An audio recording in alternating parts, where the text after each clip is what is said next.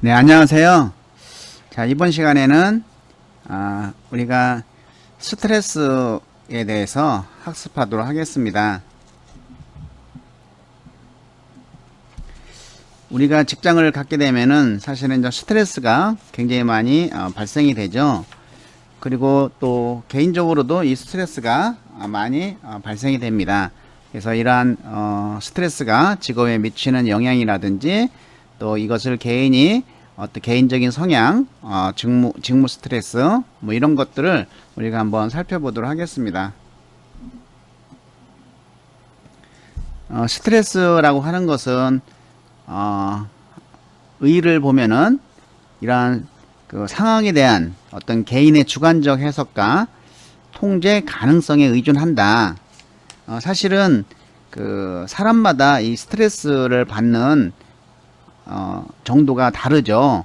그래서 그 개인이 그 상황에 따라서 내가 얼마나 이것을 가볍게 생각하고 긍정적으로 생각하냐에 따르면은 주관적 해석이 긍정적이면 스트레스를 덜 받고 또 내가 그러한 스트레스를 통제 가능하다고 생각을 하게 되면 스트레스는 덜 받게 되죠. 그래서 이러한 그 개인의 주관적 해석과 이런 통제 가능성에 의존하는 것이죠. 그래서 그 스트레스 여부는 어떤 상황에 대한 개인의 주관적 해석과 이러한 상황에 대한 주관적 해석과 그리고 플러스 통제 가능성에 의존한다. 이거 굉장히 중요하죠. 자, 스트레스 여부는 상황에 대한 개인의 주관적 해석 플러스 통제 가능성에 의존한다는 것이죠. 어떻게 내가 자신이 받아들이냐에 따라서 관한 것이에요. 자, 그래서 이러한 일반적인 정의의 방향을 보면은 반응으로서의 스트레스, 자극으로서의 스트레스, 개인차로서의 스트레스가 있죠. 이런 반응적으로서의 스트레스는 생물학적, 또 생리학적, 정서적 또는 행동적 향상성의 분기로 정의된다. 이 향상성이라고 하는 것은 다시 본래로 돌아가려고 하는 속성을 얘기하는 것이죠. 어떤 충격을 받았을 때 다시 원상태로 돌아가려고 하는 것이 이제는 향상성인데, 이런 향상성이 분기되면은 스트레스를 받았을 때 원상태로 돌아가기 어렵겠죠. 그런 그 행동적 향상성의 분기로 정의된다. 이것은 우리가 이제 셀리의 일반적인 증후군은 이제 대표적인 건데, 뒤에서 설명을 하도록 하겠습니다. 자, 자극으로서의 스트레스는 스트레스를 일으키는 사건 자체를 말하는 것이죠. 그래서 스트레스 원이라고 합니다. 그리고 이거는 개인과의 특성과는 그 무관하게 발생하며 객관적으로 기술될 수 있는 성질을 가진 자극으로 보고 있습니다. 자, 이제 개인차로서의 스트레스는 스트레스를 어떤 환경적 자극 요건과 개인별 특징적 반응 간의 상호작용으로 정의를 하죠. 즉 개인차가 존재할 수 있다는 것이죠.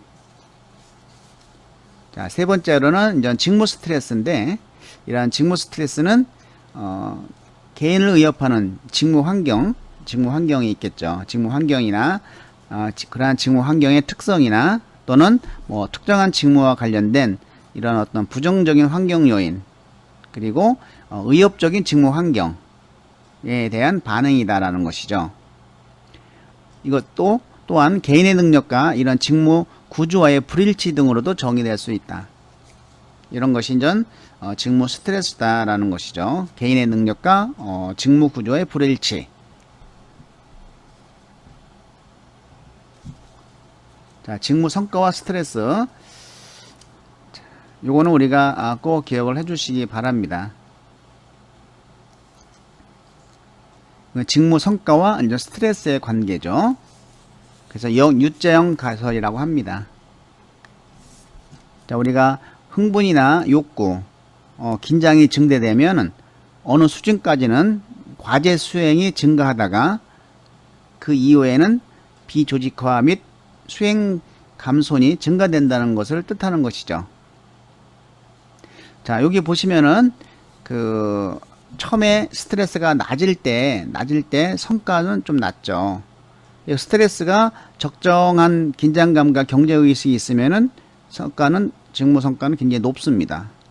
스트레스가 너무 많으면 다시 또 낮아지죠. 스트레스 해소를 위한 시간 노력이 소비되기 때문에 성과는 낮아집니다.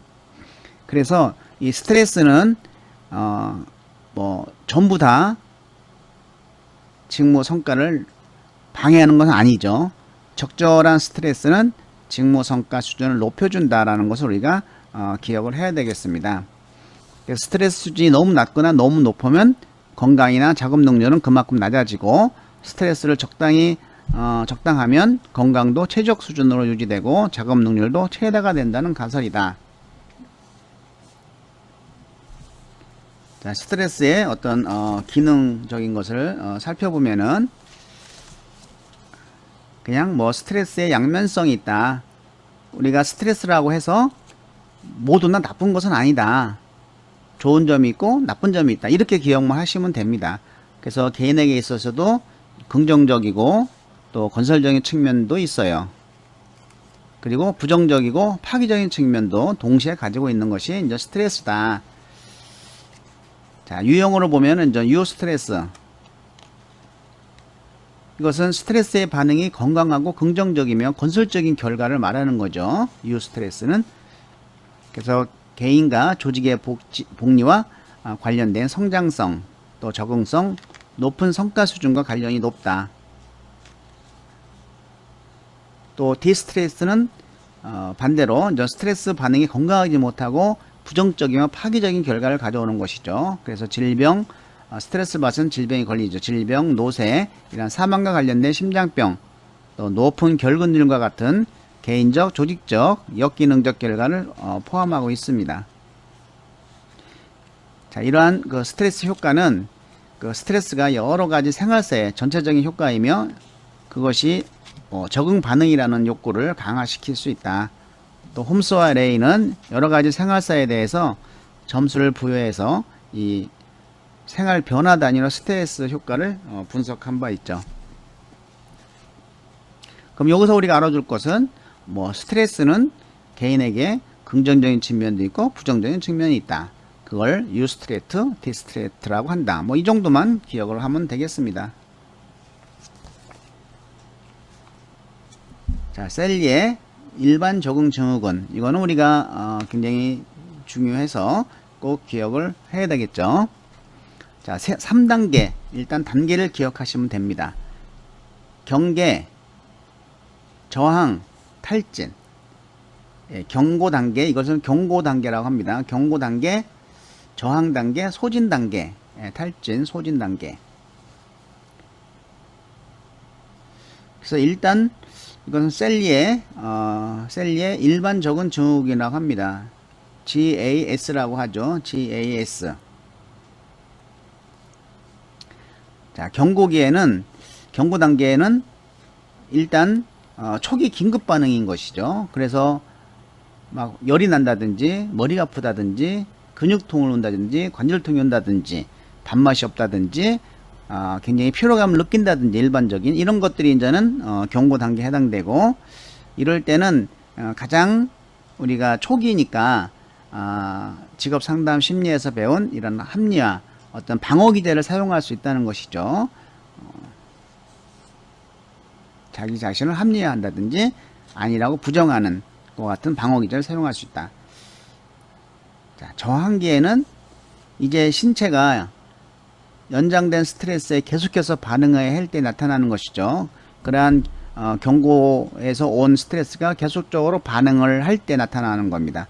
이때는 이제 평균의 저항력이 이제 좀 약화되고 의궤양, 고혈압 증사 같은 적응 질환이 이제 나타날 수가 있는 것이죠.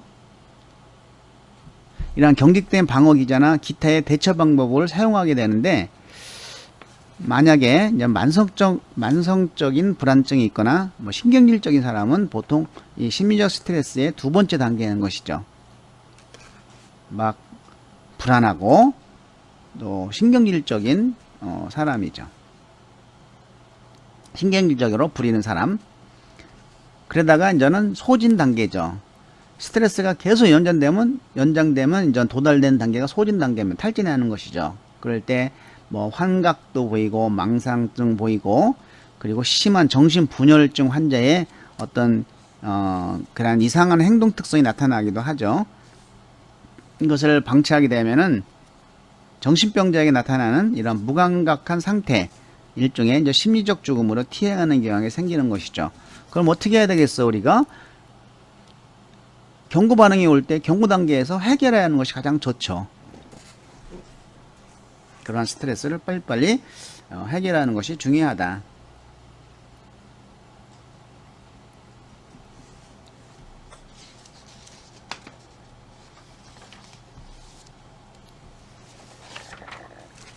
이런 스트레스의 발생 원인을 살펴보면은 너무 과잉을 부담을 준다든지, 그래서 개인의 능력을 벗어난 일이나 욕구로 인해서 경험하는 부정적인 정서 상태다. 사실 과잉 부담 주면 안 돼요.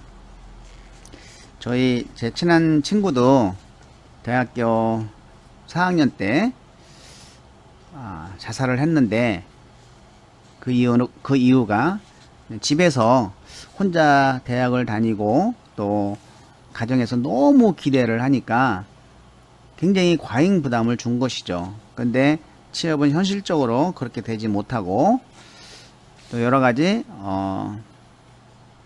사항이 겹쳐서 스스로 목숨을 끊었는데 참 안타깝죠. 아무리 나에게 과잉 부담이 오더라도 자신이 이것을 슬기롭게 대처하고 주관적 생각으로 생각을 바꾸고 하면 이거는 얼마든지 벗어날 수가 있는 것이죠. 그래서 이런 과잉 부담. 두 번째는 좌절인 것이죠. 좌절. 원하는 목표가 지연되거나 차단될 때 요즘 같이 코로나19 시대에 우리가 이렇게 뭘 할래도 못하는 좌절적인 것이 많이 있을 것 같아요. 그 중에 좌절의 종류를 살펴보면은 첫 번째 지연인 것이죠. 지연되는 거. 신호등 대기. 이거 막 어떤 땐 길으면 짜증나죠. 운전할 때도 그렇고. 공동버스, 공동전화 박스에서 순서 대기. 막 길 때 짜증나죠. 은행에서 막 순서가 길 때 짜증납니다. 이런 환경이 도시화될수록 좌절 경험은 더욱 증가한다. 이럴수록 마음을 가다듬고 있어야 되겠죠. 사회적 장애물. 지금 환경적 장애물, 코로나라는 것이 또 이것도 우리가 뭔가를 좌절을 겪게 하는 요인이 아닐까 생각이 듭니다. 또 개인의 특성, 능력이 부족한다든지 죄의식, 인종, 성별 등, 또 상대적인 결핍, 다른 사람과 비교해서 자신이 결핍되어 있는 상태라고 생각하면 또 이런 스트레스가 발생이 되죠. 남과 비교할 필요가 없어요.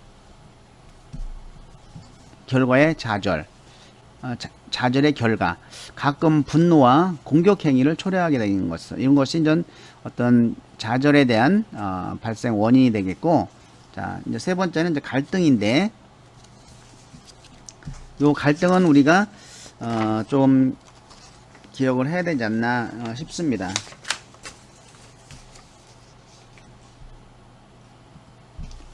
자, 네 가지가 있습니다. 그래서 우리가 여기서 생각할 때는 접근 그러면 긍정적인 갈등이라고 하시면 되고, 회피 그럼 부정적인 갈등이라고 보시면 됩니다. 자, 접근 긍정적, 회피 부정적. 접근 긍정이니까 두 개의 바람직한 것 중에 하나를 선택하는 것이죠. 이랬으면 좋겠어요. 둘 다 바람직한 것 중에서 하나 선택하자. 회피. 이것은 이런 경우는 이제 안 해야 되겠죠. 예, 두 개의 바람직하지 못한 것 중에 어쩔 수 없이 하나를 선택해야만 되는 경우, 낙제하지 않으려면은 싫은 공부를 해야 된다. 학점을 받으려고 하면 재미없는 온라인 교육도 받아야 된다. 뭐 이런 거겠죠. 그쵸? 예. 그리고 접근 회피. 이것은 긍정 부정인 것이죠. 스카이 다이빙을 하고 싶은 마음과 다칠까봐 두려워하는 마음. 좋은 것과 싫은 것이 동시에 있는 것이죠. 이것은 또 지방 근무를 가자니 서울에서 근무하고 싶고 지방 근무를 가지 않으니 가면은 승진도 할 수 있고 이런 것이죠. 자, 지방 근무를 가느냐, 지방 근무를 하느냐, 지방 근무를 가면 승진을 할 수 있고 지방 근무를 안 하면 승진할 수 없는 거. 이 중에 하나 선택하는 것이죠. 그래서 이 예문이 굉장히 중요합니다. 그래서 요 C번이 가장 중요합니다. 요 갈등의 종류가 나온다고 하면 요 접근 히피 갈등에서 나올 겁니다. 이중 접근 히피 갈등. 이거는 접근 히피가 이중으로 있는 거예요. 두 개의 선택이 모두 장점으로 내포되었을 때 발생하는 것이죠. 친구하고 술을 먹는데 일찍 집에 가자니 친구들이 걸리고 친구들이 좋아하는 걸 하자니 집에 있는 아내가 걸리고 뭐 이런 것이죠.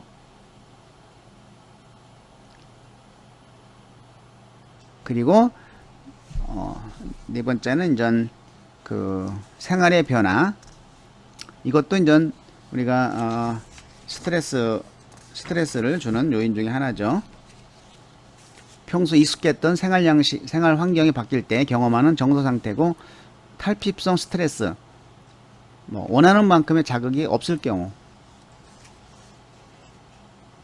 또 압력 및 압박감. 수행을 압력을 넣어서 수행을 해라든지 아니면 동조를 압력, 너 동조해라 막 이렇게 이런 것도 우리가 그 스트레스의 요인이 된다.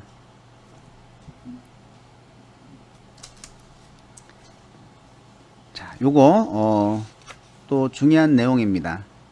우리가 갈등에서는 접근 히피 갈등만 보시면 됩니다.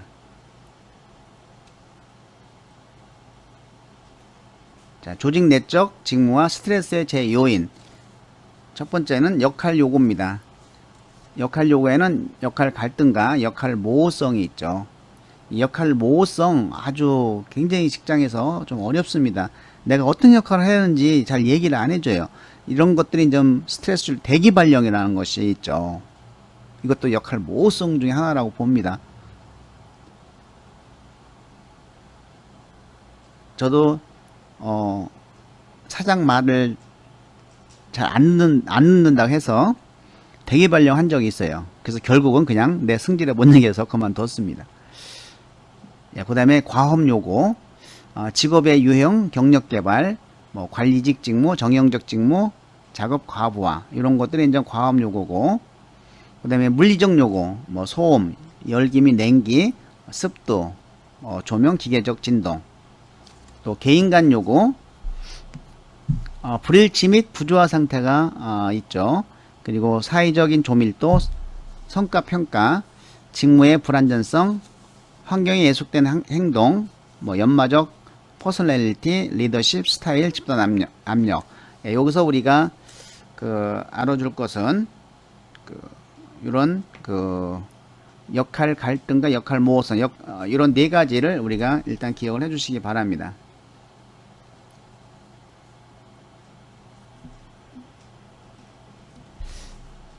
자, 이 역할 갈등의 종류를 살펴보면은 요 네 가지 우리가 꼭 기억을 해주시기 바랍니다.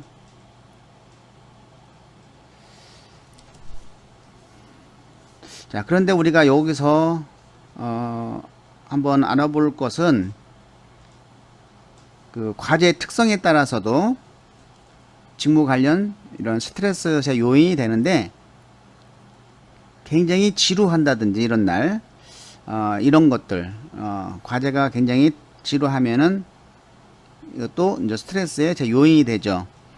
그래서 오늘날 가장 위험한 스트레스 요인이 무엇이냐라고 하면은 지루함이라고 볼 수가 있겠어요. 지루함.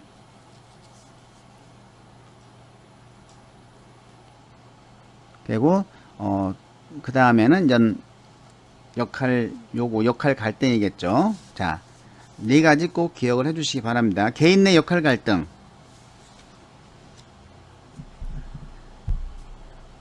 밑에 이제 A번부터 하겠습니다. 송신자 내 갈등. 그러면은 이것은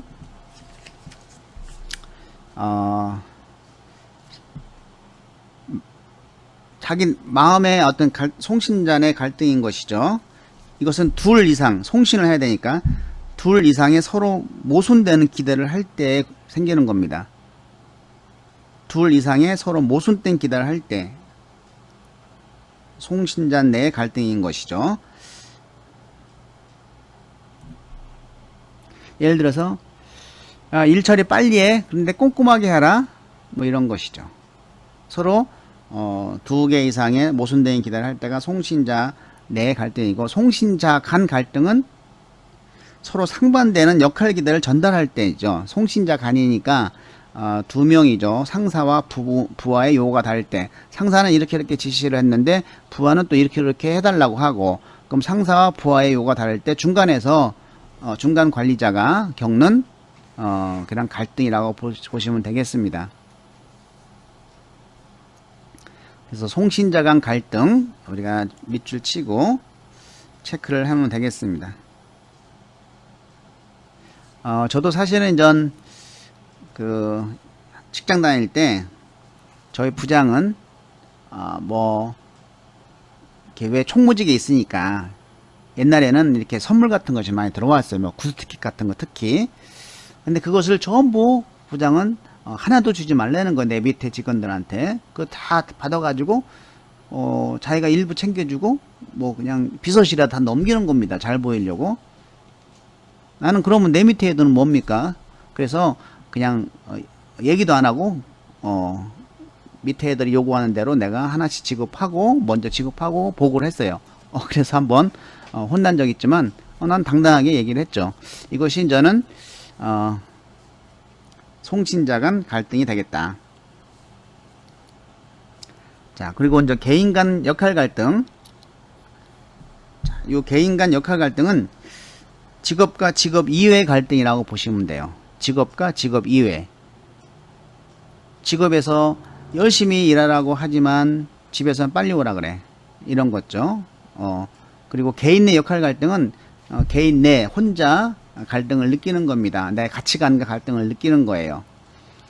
우유에 멜라민을 넣으라고 회사에서는 지시를 하는데 멜라민이 몸에 안 좋으니까 나 자신은 멜라민을 놓고 싶지 않아. 가치관이. 이럴 때 발생되는 것이 개인 내 역할 갈등인 것이죠.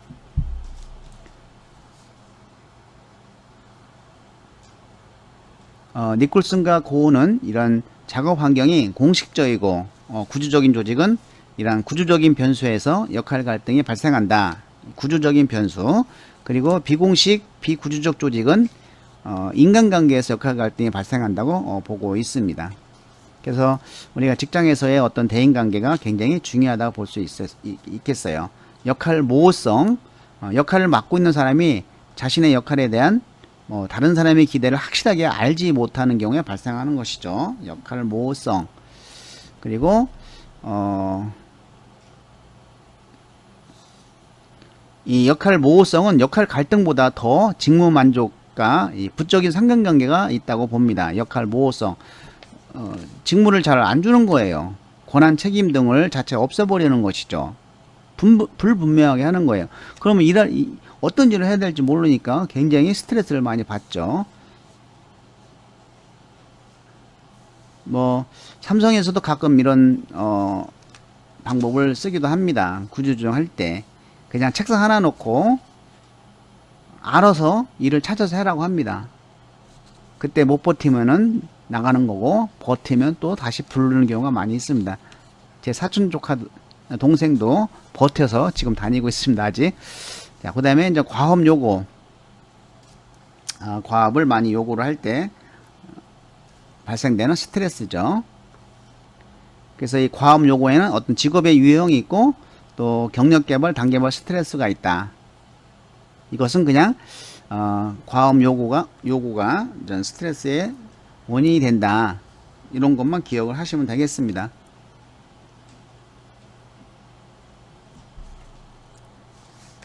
자, 이 과업 요구에 우리가 직업의 유형과 경력 단계별 스트레스, 관리적 직무, 정형적 직무, 작업 과부하, 직무의 불안전성, 성과 평가, 경계에 걸치는 활동, 이건 그냥 한번 읽어보시기 바랍니다. 자, 그리고 세 번째는 이제 물리적 소음, 물리적인 소음, 뭐 작업 환경이 굉장히 소음이 크다든지 뭐 열기 및 냉기, 습도, 조명, 기계적 진동 이런 것들이 걸리고, 그 다음에 개인 간의 어떤 요구, 지위가 불일치한다든지 사회적 밀도, 연마적인 인성, 뭐 리더십 스타일, 집단 압력, 이런 것들이 이제는 그 직무 및 조직 관련 스트레스니까 우리가 읽어보시면 이해가 가는 내용들입니다. 자, 그러면은 우리가 최종 그 한번 정리를 하면은 요거 한번 적어 주시기 바랍니다. 직무 및 조직 관련 스트레스 제요인, 첫 번째 과제 특성, 이게 지루함이라고 하고, 두 번째는 역할 갈등, 네 가지 역할 갈등, 세 번째는 역할 모호성, 네 번째는 역할 과다, 역할이 너무 많거나 또 역할 과소, 역할이 너무 작거나, 그리고 마지막으로 산업의 조직 문화의 풍토, 여섯 가지 기억을 해두면 되겠습니다. 자, 직무 및 조직 관련 스트레스, 첫 번째 과제 특성, 역할 갈등 네 가지, 역할 모호성, 역할 과다, 역할 과소, 그리고 조직 문화의 풍토. 예, 이렇게 기억을 해주시면 되겠습니다. 자, 이걸로 이번 시간 마치도록 하겠습니다. 수고하셨습니다.